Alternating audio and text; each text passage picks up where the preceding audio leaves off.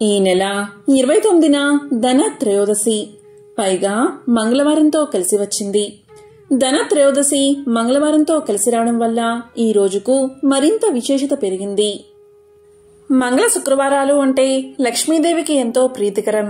అలాగే ధన త్రయోదశి రోజు లక్ష్మీదేవిని పూజిస్తే సిరుల వర్షం కురుస్తుందని శాస్త్రాలు చెప్తున్నాయి.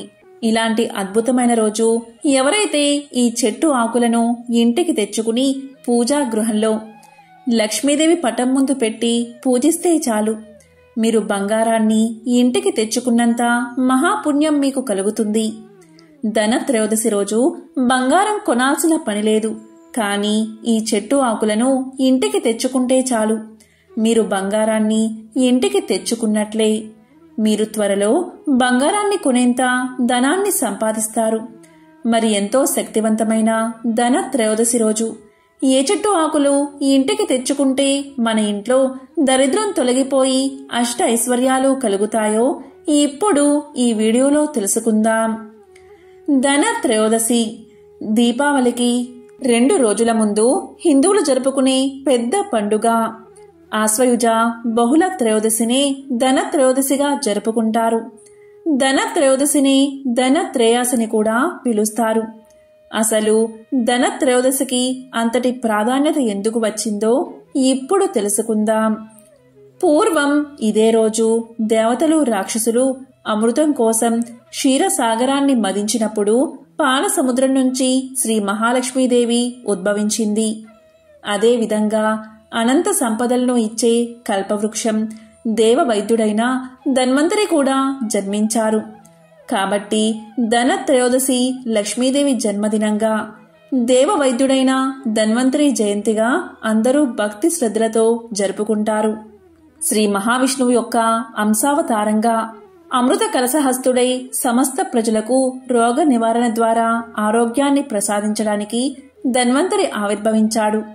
కాబట్టి ధన్వంతరి జన్మించిన సందర్భంగా కూడా ధన త్రయోదశిని జరుపుకుంటారు.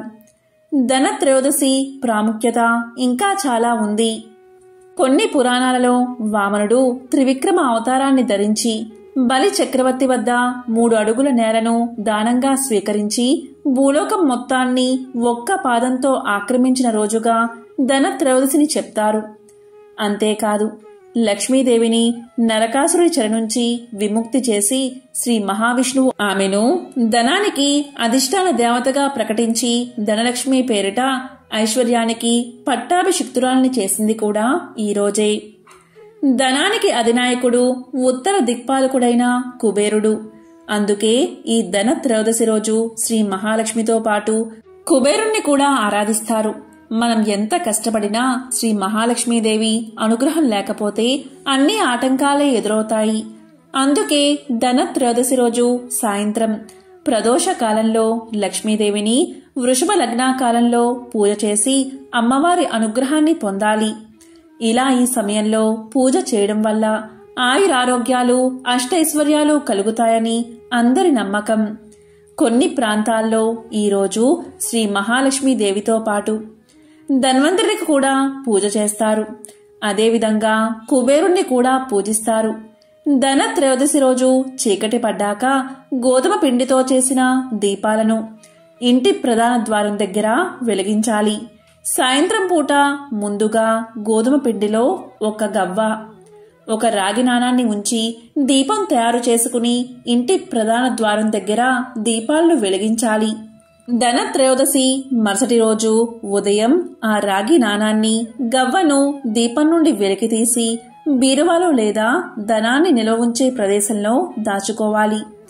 ఇలా చేస్తే లక్ష్మీదేవి అనుగ్రహం పొంది ఐశ్వర్యం వృద్ధి చెందుతుంది. అదేవిధంగా ఈరోజు మన ఇంట్లో పెట్టే యమదీపం వల్ల అపమృత్యు దోషాలు తొలగి ఆయుష్యు పెరుగుతుంది. ఇలా ధన త్రయోదశి రోజు యమదీపాన్ని వెలిగిస్తే సంవత్సరం వరకు మృత్యుగండాలు తొలగిపోతాయని మన పెద్దలు చెప్తూ ఉంటారు. ఈ యమదీపాన్ని యమధర్మరాజుకు వెలిగిస్తారు. దీన్ని సూర్యుడు అస్తమించే సమయంలో మట్టి ప్రమిదలో నువ్వుల నూనె పోసి ఒక వత్తి వేసి ఇంటి ఆవరణలో దక్షిణం వైపు ఈ దీపాన్ని వెలిగిస్తారు. అదేవిధంగా ఈ దీపం దక్షిణం వైపు చూస్తున్నట్లు పెట్టాలి. దీన్ని యమదీపము అంటారు. ఈ దీపం వల్ల యమధర్మరాజు సంతోషపడి మీ ఇంట్లో అపమృత్యు దోషాలు లేకుండా చేస్తాడు. అదేవిధంగా ఈ దీపం అంటే యమదీపం చనిపోయిన మన పెద్దవారికి అంటే పితృదేవతలకు దారి చూపుతుందని, ఈరోజు మన ఇంటికి మన చనిపోయిన పెద్దలు వస్తారని, వారు ఈ దీపాన్ని చూసి సంతోషిస్తారని శాస్త్రాలు చెబుతున్నాయి. ధనత్రయోదశి రోజు బంగారం కొనాల్సిన పనిలేదు. మీ దగ్గర ఉన్న బంగారాన్ని లక్ష్మీదేవి దగ్గర పెట్టి పూజిస్తే చాలు. ధనత్రయోదశి రోజు బంగారం కొనడం అస్సలు చేయకూడదు. దీనికి సంబంధించిన ఒక పురాణ కథ కూడా ఉంది. పూర్వం యముడు అనే ఒక మహారాజు ఉండేవాడు. అతనికి సంతానం లేక తపస్సు చేసి ఒక కొడుకును పొందుతాడు. కాని ఆ పిల్లవాడు తన 16వ ఏట చనిపోతాడు అని తెలుసుకున్న తల్లిదండ్రులు ఎంతో దుఃఖిస్తారు. ఆ పిల్లవానికి పెళ్లి చేస్తారు. అతని భార్య ధనత్రయోదశి రోజు తన భర్త చనిపోతాడని తెలుసుకుని ఇంట్లో ఉన్న పాత బంగారాన్నంతా లక్ష్మీదేవి ముందు పెట్టి పూజించి ద్వారం దగ్గర దీపాలు వెలిగిస్తుంది. ఇంతలో యమధర్మరాజు ద్వారం దగ్గరకు రాగా ఆ దీపాల కాంతికి కొంతసేపు మైమరిచిపోతాడు. ఆ విధంగా మృత్యుగండం తొలగుతుంది. ఇంట్లో ఉన్న బంగారంతోనే పూజ చేసి అమ్మకు దీపం వెలిగించాలి. ధనత్రయోదశి రోజు బంగారం కొనాల్సిన పనిలేదు. మీరు కేవలం జమ్మి చెట్టు ఆకులను ఇంటికి తెచ్చుకుని లక్ష్మీదేవి అమ్మవారి ఫోటో ముందు పెడితే మీరు కిలో బంగారాన్ని ఇంటికి తెచ్చుకున్నట్టే. ఎందుకంటే సమీ వృక్షము అంటే జమ్మి చెట్టు. ఈ ఆకులను బంగారంతో సమానంగా మన పురాణాలు వర్ణించాయి. అరణ్యవాసానికి వెళ్తున్న రాముడికి జమ్మి చెట్టు విశ్రాంతిని ఇచ్చిందని, త్రేతాయుగంలో శ్రీరాముడు ఆ ఆది పరాశక్తిని జమ్మి ఆకులతో పూజించిన తర్వాత రావణుడితో 9 రోజులు యుద్ధం చేసి విజయం సాధించాడని దేవీ భాగవతం చెప్తుంది. అలాగే పాండవుల విజయానికి కూడా జమ్మి చెట్టు కారణమని భారత కథ చెప్తుంది. ఈ రోజు అనగా ధనత్రయోదశి రోజు మీరు ఏ సమయంలో అయినా సరే జమ్మి చెట్టు దగ్గరకు వెళ్లి జమ్మి చెట్టును పూజించి కొన్ని ఆకులను తీసుకుని ఇంటికి వచ్చి లక్ష్మీదేవి ఫోటో ముందు పెట్టి యథావిధిగా అమ్మవారికి దీపారాధన చెయ్యాలి. అమ్మను పూజించాలి. ఈరోజు ఇలా చేస్తే అఖండ ఐశ్వర్యం కలుగుతుంది. ఆర్థిక ఇబ్బందులు తొలగి పట్టిందల్లా బంగారమే అవుతుంది. ఇక దృక్ పంచాంగం ప్రకారం త్రయోదశి తిథి ఎప్పుడు మొదలైంది అంటే అక్టోబర్ 29వ తేదీ ఉదయం 10:31 మొదలై అక్టోబర్ 30వ తేదీ మధ్యాహ్నం 1:15 త్రయోదశి తిథి ముగుస్తుంది. ఉదయ తిథి ప్రకారం అక్టోబర్ 29, 2024న ధనత్రయోదశి జరుపుకుంటారు. ఇక పూజా ముహూర్తం వచ్చేసి ప్రదోషకాలంలో ధనత్రయోదశి పూజలు నిర్వహిస్తారు. అక్టోబర్ 29వ తేదీ 2024వ సంవత్సరంలో సాయంత్రం 6:31 నుండి రాత్రి 8:13 వరకు ధనత్రయోదశి పూజకు అనుకూలమైన సమయం. ధనత్రయోదశి రోజున ఇంట్లో ఏ మూలైనా సరే చీకటిగా ఉండకూడదు. ఈ రోజున ఇంట్లోని ప్రతి మూలలో పరిశుభ్రత, మంచి వెలుతురుపై ప్రత్యేక శ్రద్ధ వహించండి. ఈ రోజు రుణం అస్సలు ఇవ్వకూడదు. ఈ రోజున నలుపు రంగు బట్టలు లేదా వస్తువులు అస్సలు కొనకండి. మద్యం, మాంసం జోలికి వెళ్ళకండి. తామసిక ఆహారాన్ని తీసుకోకండి. గృహోపకరణాలను అస్సలు అమ్మకండి. ఎంతో విశేషమైన ధనత్రయోదశిని మనం ఈ సంవత్సరం అంటే 2024వ సంవత్సరం మంగళవారం రోజు జరుపుకుంటున్నాం. ఈ ప్రదోష కాలంలో లక్ష్మీదేవిని పూజించడం వల్ల సకల శుభాలు కలుగుతాయి. ఈ సమయంలో లక్ష్మీదేవి పటం ముందు ఒక్క దీపాన్ని వెలిగించినా చాలు, అన్ని రకాల సమస్యలు తొలగి సకల శుభాలు కలుగుతాయి. సంపద, శ్రేయస్సు, సంతానం కలుగుతుంది. జమ్మి చెట్టుకు హిందూ పురాణాల్లో ఎంతో ప్రాధాన్యత ఉంది. క్షీరసాగర మదనంలో కల్ప వృక్షంతో పాటు మరికొన్ని దేవతా వృక్షాలు కూడా ఆవిర్భవించాయి. వాటిల్లో జమ్మి చెట్టు కూడా ఒకటి.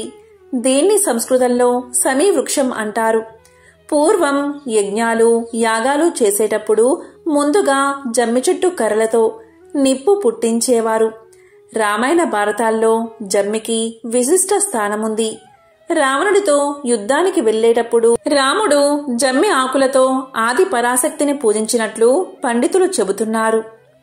ఋగ్వేద కాలం నుంచి జమ్మి ప్రస్తావన కనిపిస్తుంది. అప్పట్లో ఈ చెట్టుని అగ్నిని పుట్టించే సాధనంగా వాడేవారు. మనం పురాణాల్లోనూ వేదాల్లోనూ తరచూ వినే అరణిని ఈ జమ్మితోనే రూపొందించేవారు. జమ్మి ఎలాంటి ప్రాంతాల్లో అయినా త్వరగా పెరిగేస్తుంది.